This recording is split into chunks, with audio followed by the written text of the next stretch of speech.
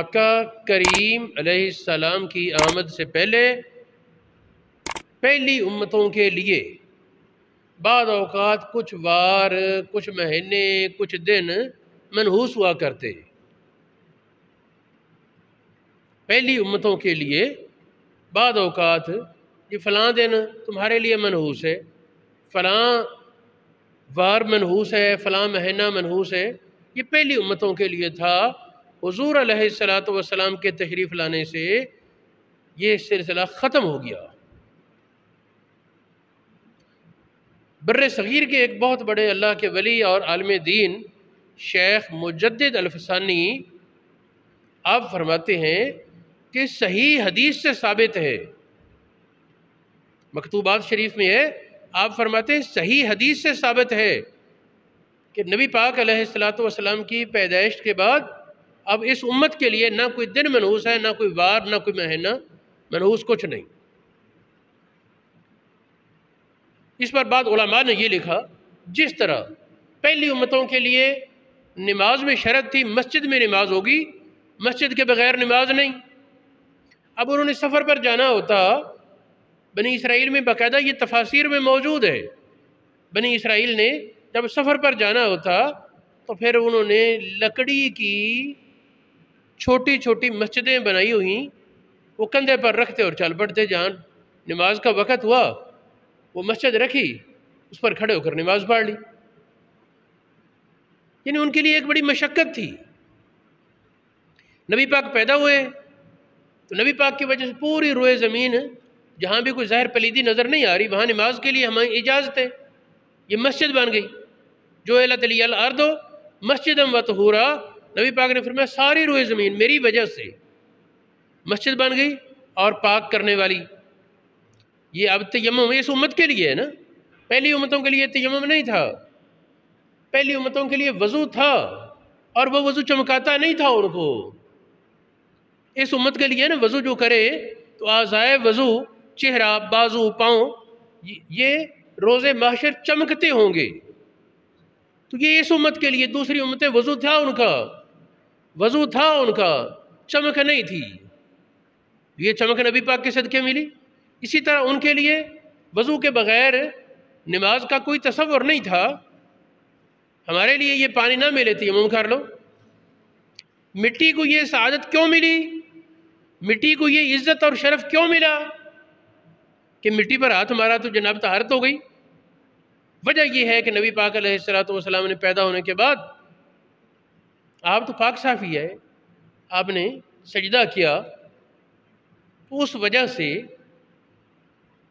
ساری روئے زمین مسجد بھی ہوگی آپ کی امت کے لیے، اور ساری روئے زمین آپ کی امت کے لیے طہور، پاک کرنے والی یہ بھی بن گئی کہ اگر کسی ٹائم پانی دستیاب نہیں تو اس سے طہارت حدث سے بھی ہو سکتی، حکمی پلیدی سے۔ اللہ اکبر۔ تو علماء کہتے ہیں کہ جس طرح نبی پاک کی پیدائش سے پہلے مسجد کی تخصیص تھی، مسجد کے بغیر نماز کی اجازت نہیں، اب پوری روئے زمین مسجد ہوگی نبی پاک کی آمد کی وجہ سے کہ آپ زمین پر تشریف لائے۔ حضور علیہ السلام کی وجہ سے ساری روئے زمین طہور ہو گئی، پاک کرنے والی ہو گئی۔ تو محقق کہتے ہیں اسی طرح نبی پاک علیہ السلام آپ کی ولادت چونکہ کسی مہینے میں اور کسی دن میں ہوئی تو اس کی برکت سے سارے مہینے اور سارے دن برکت والے ہو گئے۔ اس امت کے لیے کوئی مہینہ منحوس نہیں، کوئی دن منحوس نہیں۔ اگر کسی کو زیادہ وہم ہو تو وہ پھر حدیث سنے۔ حضور علیہ السلام نے فرمایا، بخاری شریف کی حدیث، فرمایا لا سفر، سفر کچھ نہیں۔ اس کے کئی معنی بیان کیے گئے اس جملے کے، یہ بخاری شریف کی حدیث ہے، مسلم کی ہے، کئی معنی بیان کیے گئے سفر نہ ہونے کا کیا مطلب۔ لیکن امام بیضاوی، جن کا نام ہر طالب علم جانتا ہے درس نظامی پڑھنے والا، امام بیضاوی بہت بڑے مفسر تھے، محقق عالم تھے، وہ لکھتے ہیں کہ لوگ جاہلیت میں سفر کے مہینے کو منحوس جانتے تھے، لوگ جاہلیت میں سفر کے مہینے کو منحوس جانتے تھے، تو اس کا انکار کیا نبی پاک نے اس حدیث میں کہ سفر کی نحوست تو کچھ نہیں، یہ توہمات ہیں۔ ایک اور حدیث سے فرمایا لا تیارہ، نحوست پکڑنا کچھ نہیں، خوش فالی ہے، کوئی مہینہ زیادہ عزت اور برکت والا، کوئی وار زیادہ عزت اور برکت والے، یہ ٹھیک ہے، لیکن یہ کہ فلاں مہینہ منحوس، فلاں وار منحوس، تو اس قسم کی نحوست کا تصور اسلام میں نہیں ہے، یہ جاہلانہ تصورات ہیں اور اس کا سد باب ازالہ ضروری ہے۔ 8ویں صدی ہجری کی ایک کتاب ہے الدرر واللعالی، اور پھر 11ویں صدی 12ویں کے تفسیر روح البیان، علامہ اسماعیل حقی بہت بڑے محقق، عالم، پیر اور بڑے صاحب تصرف شخصیت تھے، اور اپنے شیخ کامل کی محبت میں فنا کا درجہ رکھتے تھے۔ بعض اوقات جب اپنے پیر کا ذکر کرتے ہیں نا تو کہتے یوں ہیں کہ جن کی روح میری روح میں اس طرح پھرتی ہے جس طرح جسم میں جان ہوتی ہے، یعنی ہر وقت انہیں کے خیالات میں گم اور انہیں کی محبت میں فنا کا درجہ، یہ فنا فی شیخ کی منزل ہوتی ہے، یہ اتنا آسان کام نہیں، لیکن بہرحال یہ ہے کہ یہ شیخ اسماعیل حقی روح البیان والے، بتا میں یہ رہا ہوں پیر بھی بہت بڑے تھے اور محقق عالم تھے، ان کی تفسیر روح البیان میں خطیب بھی اچھے تھے، تو تفسیر روح البیان میں آپ نے 2 جگہ یہ لکھا کہ ایک جگہ لکھتے ہیں فلاں نے سوال کیا، فلاں نے سوال کیا، فلاں عالم سے سوال کیا گیا، کچھ لوگ سفر کے مہینے میں سفر نہیں کرتے جی پند پائے گا، سفر کے مہینے میں کوئی خوشی کا کام نہیں کرتے جی منحوس ہے، فرمایا یہ جاہلانہ تصورات ہے اور اسلام میں اس کی کوئی گنجائش نہیں۔ یہ تفسیر۔ پھر ایک اور فتاوی عالمگیری، فتاوی ہندیہ کے نام سے بر صغیر کی ایک بڑی شاندار کتاب ہے، پوری دنیا میں اس کا علمی فیض پھیلا، اور رنگ زیب عالمگیر علیہ الرحمہ نے یہ کتاب لکھوائی۔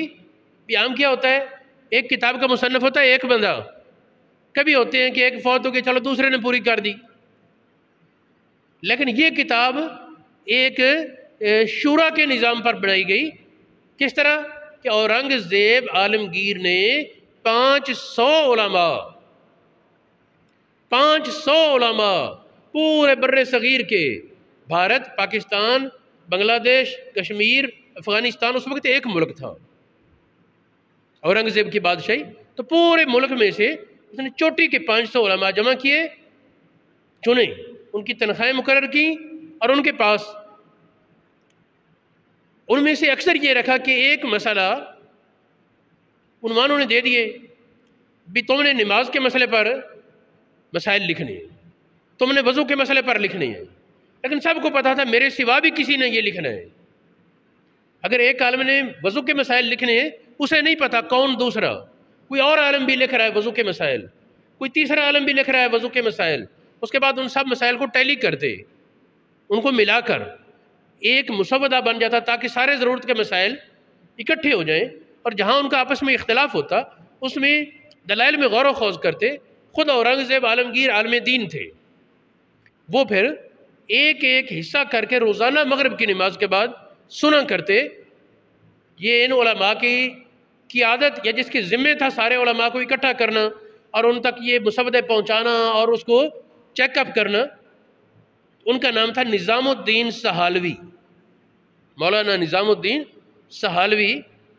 تو یہ مولانا نظام الدین سہالوی یہ جو جامع تھے، مرتب تھے، اصل میں اس کے فتویٰ کتاب لکھنے والے تو 500 علماء ہیں نا، وہ پھر جمع کرتے، اس کو ترتیب دیتے، پھر اورنگزیب عالمگیر کو سناتے۔ تو یہ کتاب تصور کیا جا سکتا ہے کہ بڑی معتبر کتاب تھی، حکومت کے خزانے کھلے تھے، دنیا بھر کی کتابیں ان علماء کے لیے جو اس دور میں دستیاب ہوتی، بخارا میں، سمرقند میں، بخارا، سمرقند، بغداد، مصر اور دنیا بھر کے علمی مراکز، جہاں جہاں سے کوئی کتاب کی وہ بو آتی، پتہ چلتا فلان جگہ کتاب ہے، تو اورنگزیب عالمگیر سرکاری خرچے پر وہ کتاب منگواتا، اس کے نسخے تیار کر کے ایک اپنے پاس اور ایک اس عالم کے پاس جس کو اس کی ضرورت ہے، جس نے اس کی تحقیقات کرنی ہے۔ تو اس طریقے سے اس نے بڑی محنت کے ساتھ کتاب لکھوائی۔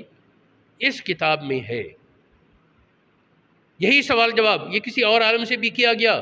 کچھ لوگ جس سفر میں کے مہینے کو منحوس جانتے ہیں، سفر کے مہینے کو منحوس جانتے ہیں، کہتے ہیں سفر تو بڑا ہی برا مہینہ ہے، اس مہینے میں خوشی کا کام نہیں کرتے، اور فلاں فلاں آگے اس میں یہ اور عبارت ہے۔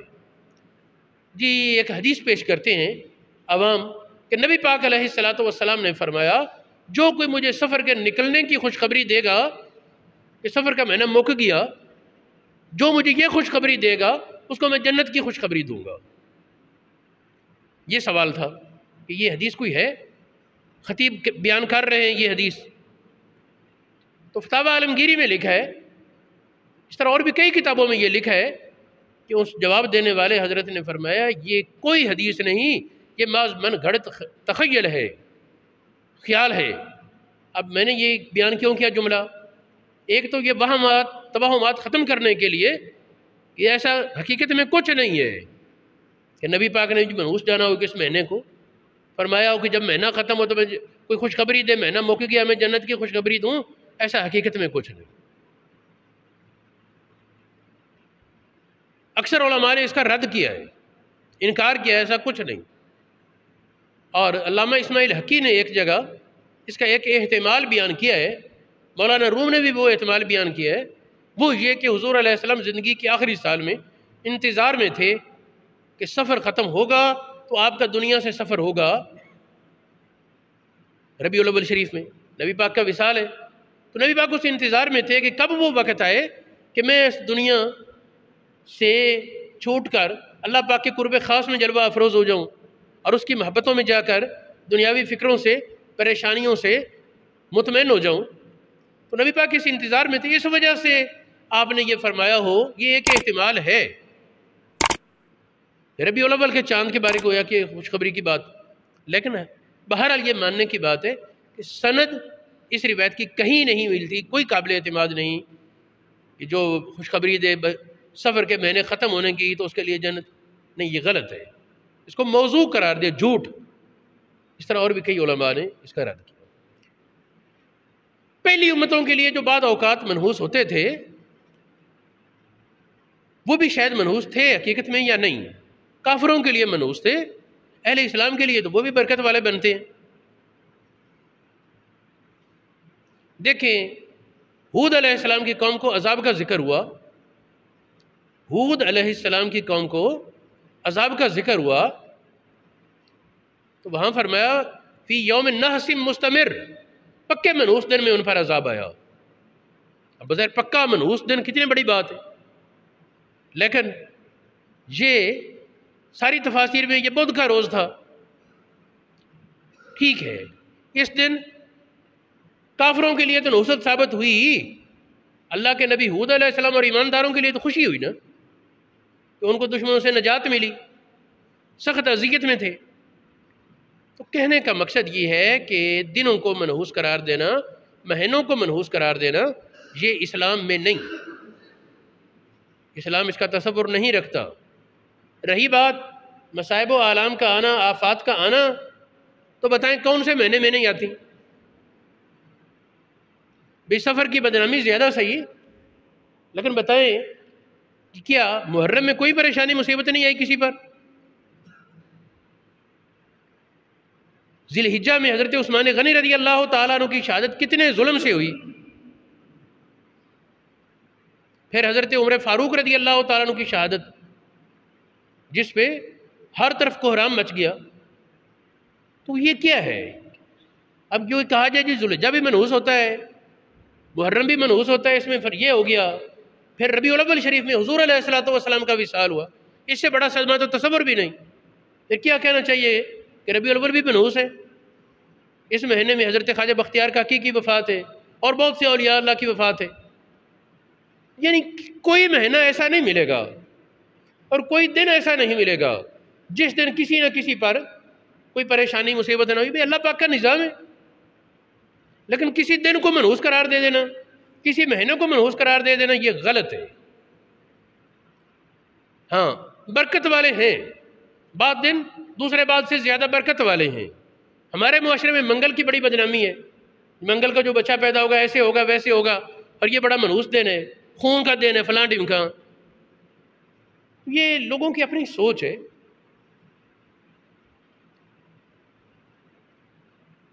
حضرت سیدنا امام حسین رضی اللہ تعالیٰ عنہ کی پیدائش منگل کو ہوئی، اور میں تو آپ کو بڑا ہی سعید اور بڑے خوش قسمت ترین بچوں سے سمجھوں گا۔ آپ کی پہلے پیدائش اپنے والدین کے لیے، خاندان کے لیے، اسلام کے لیے عزت اور مضبوطی کا سبب، اور ایک عمر پا کر پھر ایک مشن کے لیے شہید ہوئے، فضول کام تو نہیں۔ تو اس کے لیے یہ سمجھنا کہ منگل کا دن منحوس ہوتا ہے، غلط۔ بدھ کا دن پہلی امتوں کے لیے تھا پکا منحوس دن، وہ بھی کافروں کے لیے، کافروں کے لیے، اہل اسلام کے لیے نہیں۔ حضور علیہ السلام جنگ خندق کے موقع پر، جنگ خندق کے موقع پر کافروں نے محاصرہ کیا ہوا تھا، بہت بڑا لشکر تھا کافروں کا، اور حضور علیہ السلام نے خندق کھود دی، جس کی وجہ سے انہیں اندر آنا ممکن نہ ہوا، کہ وہ کشتیاں لے کر تو آئے نہیں تھے، ان کا تو پروگرام تھا حملہ کریں گے اور شہر کو مسمار کر دیں گے، لیکن وہ خندق دیکھ کر پریشان ہوئے، اور خندق کے کچھ تنگ مقامات تھے جہاں پہرا دیا صحابہ نے کہ کسی کو گزرنے نہ دیتے۔ تو 20 دن سے زیادہ یہ محاصرہ جاری رہا۔ تو حضور علیہ السلام نے بدھ کے روز دعا مانگی، بدھ کے روز حضور علیہ السلام نے دعا مانگی، اللہ پاک کی طرف سے خوشخبری آئی۔ چنانچہ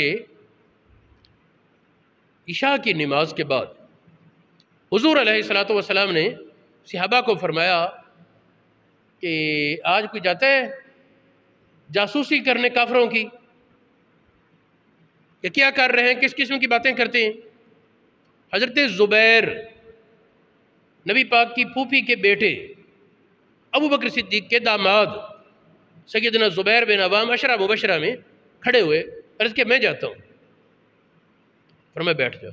تھوڑی دیر بعد پھر فرمایا، اصل میں خوف بڑا تھا اور رات بڑی سرد تھی، مدینہ شریف میں عام موسم معتدل ہوتا ہے، لیکن میں کہا کرتا ہوں کبھی کبھی نا سردی اور گرمی، شدید سردی اور شدید گرمی حاضری دینے کے لیے آتی مدینہ شریف۔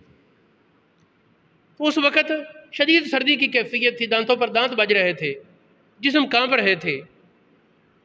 تو دوسری بار پھر حضرت زبیر کھڑے ہوئے، میں جاتا ہوں، اور میں بیٹھ جاؤں۔ تیسری بار پھر اور کوئی نہ کھڑا، پھر زبیر کھڑے ہوئے۔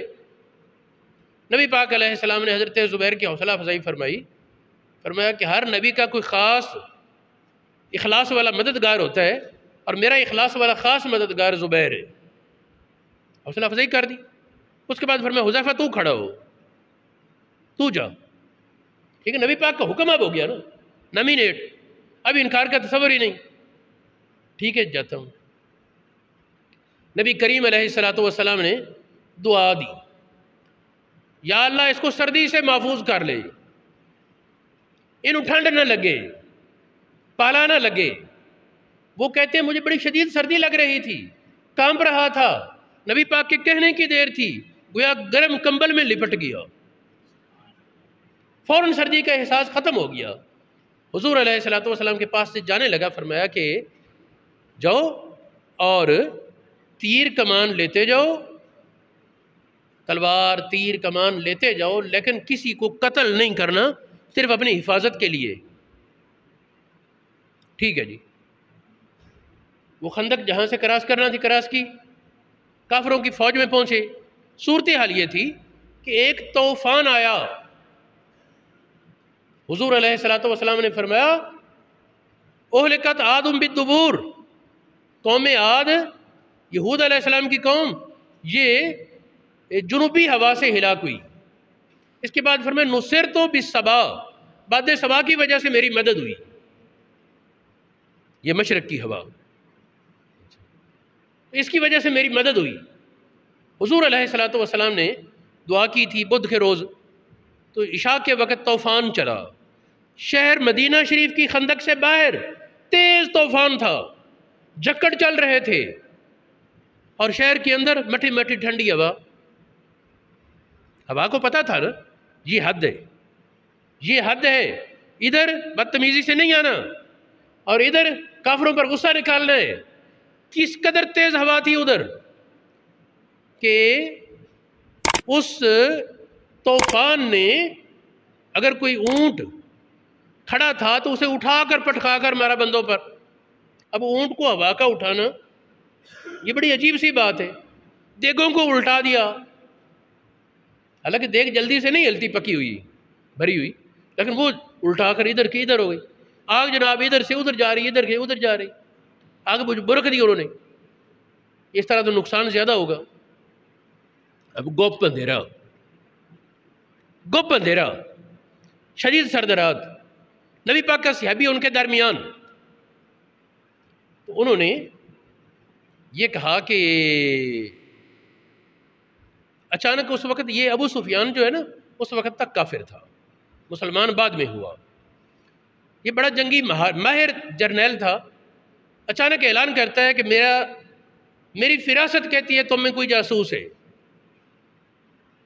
جاسوس تو تھا نبی پاک کا صحابی، ان کافروں میں جاسوسی کے لیے گیا. اب کیا کریں؟ انہوں نے کہا جی ہر آدمی اپنے پاس والے کا ہاتھ پکڑے اور اس سے پوچھے، پاس والے کا ہاتھ پکڑے اور اس سے پوچھے تو کون؟ اس طرح جو جاسوس ہوگا پکڑا جائے گا.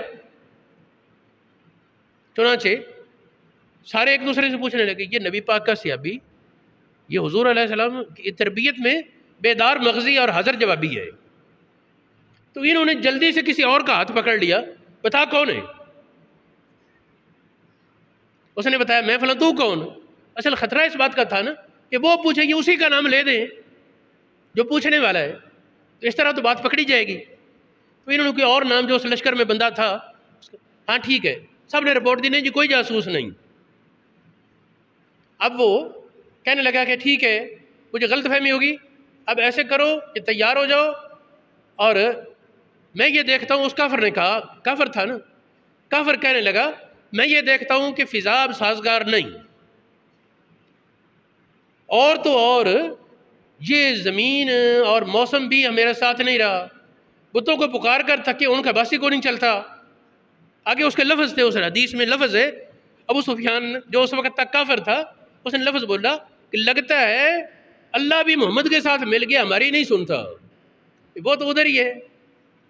میں جا رہا ہوں، کسی نے آنا ہے تو آؤ، نہیں آنا تو نہ صحیح. یہ کہا اور اپنے اونٹ کو کھڑا کیا. اس وقت طوفان کچھ مٹا تھا، اچھا، لیکن خوف بڑا چھا گیا ان پر. میں جا رہا ہوں. اب اونٹ کا گھٹنا بھی نہ کھولا، اس کو مارے چابک. تو کسی نے اسے کہا تیری ماں تینوں پھٹے. اب جرنیل کو اس کی فوج میں سے کوئی کہے ہے تو یہ بھی اس کی توہین ہے نا. تیری ماں تینوں پھٹے، ہوش نہیں، اٹھتا گوٹا تے کھول. خیر وہ واپس آیا، یہ روانہ ہو گئے. وہ صحابی ادھر واپس آ گیا. حضور علیہ السلام انتظار میں بیٹھے تھے. نبی پاک علیہ السلام نے کے پاس گئے، بات سنائی. اس میں کہا یا رسول اللہ اگر آپ نے روکا نہ ہوتا نا تو آج کافروں کا جرنیل ابو سفیان میرے نشانے میں تھا. میں نے 2 بار تیر کسا، پھر مجھے یاد آ جاتا آپ نے روکا تھا، مارنا کسی کو نہیں. یہ نبی پاک کے روکنے کا راز تھا. وہ آپ جانتے تھے کہ ابو سفیان اس کے نشانے میں آئے گا اور اگر آج قتل ہو گیا تو پھر جہنم کا ایندھن بنے گا، اور اگر وہ واپس چلا گیا تو ایک وقت آئے گا مسلمان ہو جائے گا. تو میرے عزیز سامعین، آج کی گفتگو کا خلاصہ یہ کہ کوئی دن منحوس نہیں، کوئی مہینہ منحوس نہیں، کوئی وار منحوس نہیں ہماری شریعت میں. ہاں بعد زیادہ برکت والے، بعد اس سے زیادہ برکت والے، یہ ٹھیک ہے. جمعہ کا دن بڑا مبارک ہے. امام ابو حنیفہ بدھ کے روز کتاب شروع کرایا کرتے، پیر کے روز کتاب شروع کرایا کرتے. یہ زیادہ برکت والے دن ہیں. اللہ حاصل قیاس. کہنے کا مقصد یہ ہے کہ یہ جاہلانہ تصور، اس سے ہماری قوم کو نکلنا چاہیے.